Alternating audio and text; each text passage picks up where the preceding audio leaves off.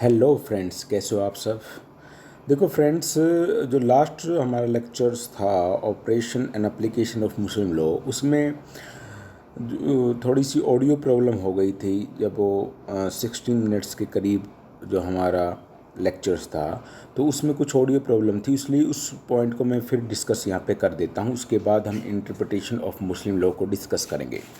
देखो फ्रेंड्स, जहाँ तक choice of law when parties are not to the same sect, यहाँ इस पॉइंट पर ऑडियो प्रॉब्लम थी, इसको मैं डिस्कस कर रहा हूँ। देखो, जहाँ पर ये कहते हैं कि मुस्लिम लॉ के अंतर्गत कोई पर्टिकुलर सेक्ट है, उस पर मुस्लिम लॉ जो है अप्लाई होता है, और दोनों पार्टी अगर पर्टिकुलर सेक्ट से है तो उसमें कोई दिक्कत ही नहीं है। दोनों पार्टियों पर जो जो सेम सेक्ट्स पर है, तो वो सेम ही जो है मुस्लिम लॉ है। यानी कि अगर दोनों पार्टियां प्लेंटिफ और डिफेंडेंट, यानी कि सिया है तो सिया लॉ अप्लाई होगा, अगर वो सुन्नी है तो सुन्नी लॉ अप्लाई होगा। लेकिन कंट्रोवर्सी जो है फ्रेंड्स, वहाँ पर अराइज होती है जहाँ पर मान लीजिए प्लेंटिफ अगर सुन्नी से संबंधित है और डिफेंडेंट सिया से संबंधित है, तो उस सूट पर सिया लॉ अप्लाई होगा। जो भी डिफेंडेंट का जिस सेक्ट से गवर्न होगा वो ही लॉ जो अप्लाई होगा। यही चीज़ हमें इसमें देखनी है। For example, if Shia marries a Sunni women and he file suit for restitution of conjugal rights, जहाँ पर मान लीजिए कोई सिया एक सुन्नी वोमेन से शादी कर लेता है और वो रेस्टिट्यूशन ऑफ कॉन्जुगल राइट का अगर सूट फाइल करता है, तो Sunni law will be applied है। तो ये यहाँ पर हमें इस पॉइंट को इसलिए मैंने डिस्कस किया है क्योंकि यहाँ पिछले लेक्चर्स में इसमें ऑडियो प्रॉब्लम थी। देखो फ्रेंड्स, अब हम इंटरप्रिटेशन ऑफ मुस्लिम लॉ को डिस्कस करेंगे। फ्रेंड्स, जहाँ when the question arises to how text the Quran is to be interpreted, it is duty of court to see how the text under consideration has been interpreted. देखो, जहाँ पर मान लीजिए किसी suit के अंदर या कोई भी क्वेश्चन अराइज होता है और वहाँ कुरान के टेक्स्ट से संबंधित कोई क्वेश्चन अराइज होता है, तो वहाँ कोर्ट जो उस टेक्स्ट को, उस वर्सेस को, यानी कि कुरान की उस आयत को किस प्रकार से इंटरप्रिटेशंस उसकी दी गई है, जो मुस्लिम जूरिस्टों के द्वारा किस प्रकार से उसकी इंटरप्रिटेशंस दी है, उसके आधार पर ही जो है कोर्ट अपनी इंटरप्रिटेशन देगा। और वो कोर्ट अपनी इंटरप्रिटेशन, अपने व्यूज़ जो है उस वर्सेस में या उस टेक्स्ट को जो है इंटरप्रिटेशंस में अपने व्यू नहीं दे सकता। ये हमें थोड़ा ध्यान देने वाली बात है। जो कुरान की जो इंटरप्रिटेशन है, वो Muslim jurist of recognize merit and authority and exposition of jurist who are regarded as exposition of jurist who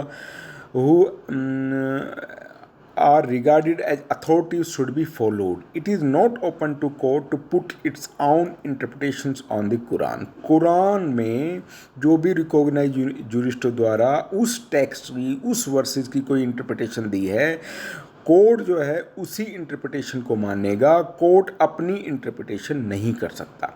पहली बात, इसमें आगा मोहम्मद जफ़र खान वर्सेस किल्सम बीबी का एक केस है। It was held that a passage of Quran should be interpreted in a particular manner both in Hidaya, a work on Sunni law, and in the Imamia, a work on Shia law. It is not open to a court to interpret the same in a different manner. इसमें ये कहता है court, इस case में supreme court ने ये कहा कि जो कुरान की जो पैसेज है, वो पैसेज हिदाया में, यानी कि सुन्नी लॉ में, और सिया लॉ के इमामिया में जो वर्क है, उसमें जो इंटरप्रिटेशन दी है उस पैसेज की, वही इंटरप्रिटेशंस कोर्ट करेगा। कोर्ट अपनी इसमें कोई भी इंटरप्रिटेशन नहीं कर सकता। अब फ्रेंड्स आते हैं इंटरप्रिटेशन ऑफ हदीस की। As regards to interpretation of hadith, it can be said that in case of a different opinion among, देखो हदीस among the Muslim jurists, the point of dispute cannot be decided by the court itself, but reliance should be placed on the opinion of recognized jurist. देखो, जहाँ हदीस के बारे में कोई जूरिस्टों के डिफरेंट व्यू है, तो कोर्ट जो है उस क्वेश्चन को अपने आप सॉर्ट आउट नहीं करेगा, बल्कि जो उस हदीस उस जूरिस्ट जो मान्यता प्राप्त जो जूरिस्ट है उसके द्वारा जो इंटरप्रिटेशन दी है उस पर ही बिलीव करेगा, उसी पर रिलायंस अपॉन करेगा. In case of divergence of opinion of jurist, then interpretation of jurists who have comparative superiority among the jurists should be accepted.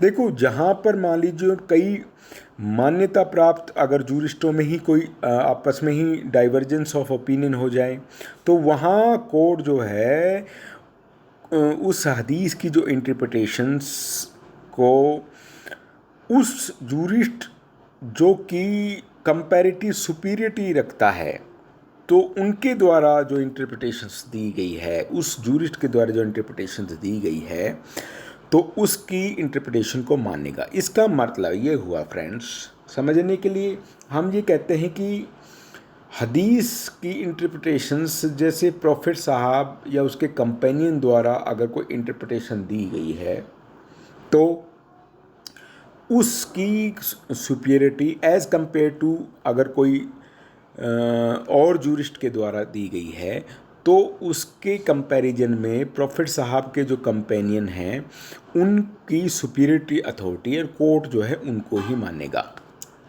ठीक है. इसके अलावा फ्रेंड्स तीसरा जो जो है उसमें इंटरप्रिटेशन ऑफ हनाफी स्कूल्स के बारे में थोड़ा सा हम देखें कि हनाफी स्कूल्स में अगर कोई क्वेश्चन अराइज होता है तो वहाँ उसकी इंटरप्रिटेशंस कैसे होगी.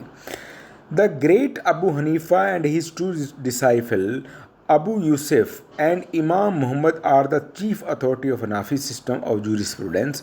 There is no difficulty if they all are agree, but in case there is conflicting view, then there will be following views.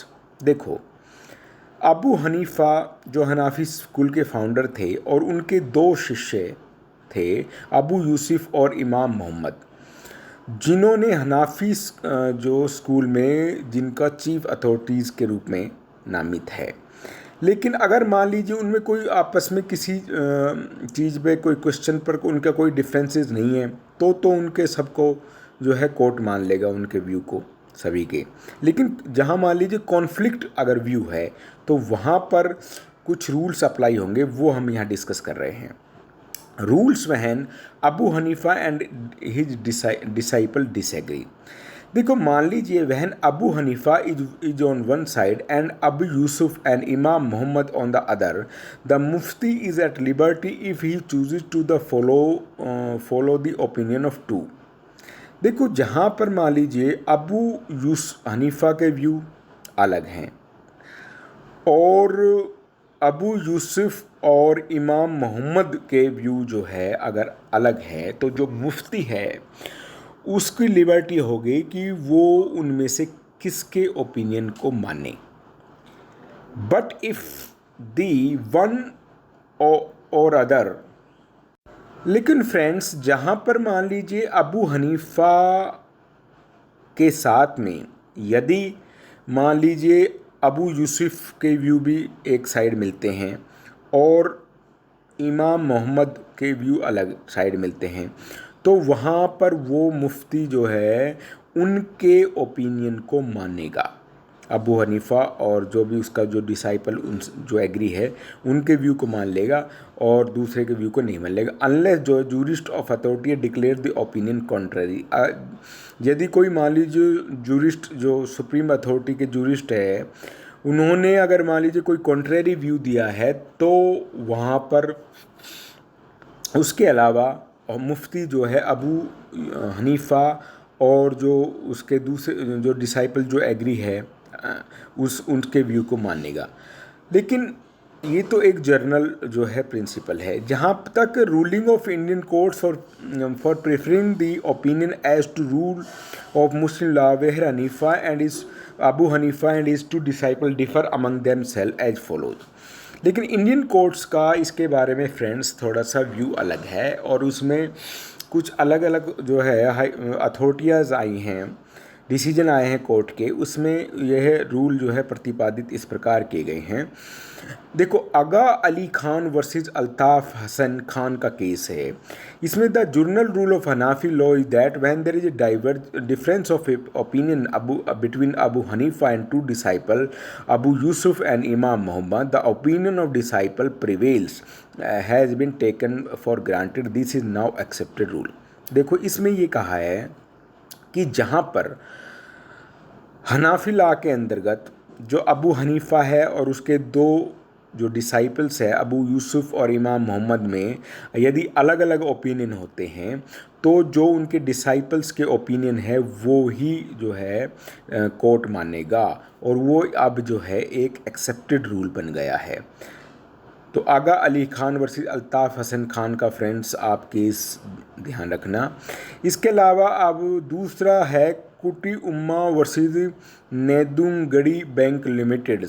इसमें ये कहा है कि it was held that where there is a difference of opinion between Abu Hanifa and Imam Mohammad, that opinion to be accepted which coincide with the opinion of Abu Yusuf.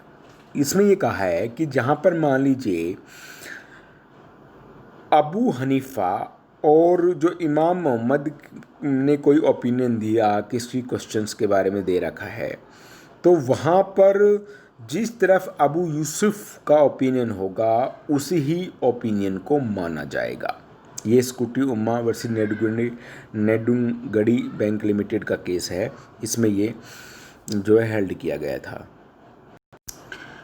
इसके अलावा ये friends एक चीज़ और है कि यदि मान लीजिए तीनों ही अबू हनीफा, इमाम अबू यूसुफ और इमाम मोहम्मद अगर अलग अलग ही व्यू रखे तो किसका व्यू माना जाएगा? तो वहाँ ये कहेगी जो अबू यूसुफ ने जो अथॉरिटी दी है, तो जो अबू यूसुफ का जो व्यू है वही व्यू माना जाएगा। If all the three holds different opinion the authority of Abu Yusuf is generally preferred. Abu Yusuf के प्रेफरेंस जो व्यू है उसको प्रेफरेंस दी जाएगी। नंबर 4 पे ये कहता है कि where there is a conflict of opinion and no specific rule to guide the court or two opinions which is most in accordance with justice, equity and good conscience. देखो, जहाँ पर friends कोई conflict जो opinion में conflict है और कोई भी जो है कोर्ट के पास में कोई भी स्पेसिफिक रूल नहीं है, तो कोर्ट जो है justice, equity and good conscience के बेस पर ओपिनियन जो निर्धारित करेगा। तो फ्रेंड्स, ये हमने इंटरप्रिटेशंस ऑफ मुस्लिम लॉ की डिस्कशन किया। I hope that you are enjoying my lectures on Muslim law. So if you are enjoying, please like and subscribe my channel so that you will get notification.